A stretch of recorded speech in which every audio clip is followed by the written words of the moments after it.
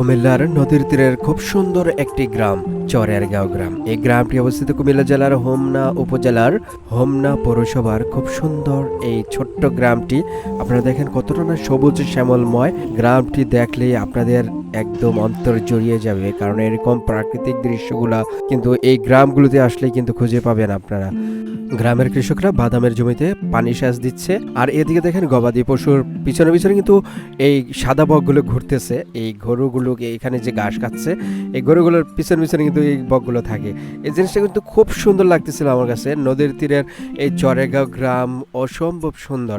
চরেগাঁও গ্রামের এখানে হলো দুটি নদীর মোহনা, পশ্চিমে মেঘনা নদী আর উত্তরে আর পূর্বে ঘেঁষে চলে গেছে এই গ্রামটি তিতাস নদী। এই গ্রাম থেকে কিন্তু শুরু তিতাস নদী।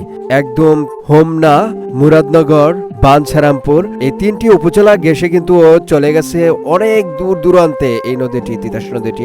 আর এই দেখেন কতটা মনোমুগ্ধকর এই ছোট্ট এই গ্রামটি, কত সুন্দর এই চরেরগাঁও গ্রামটি।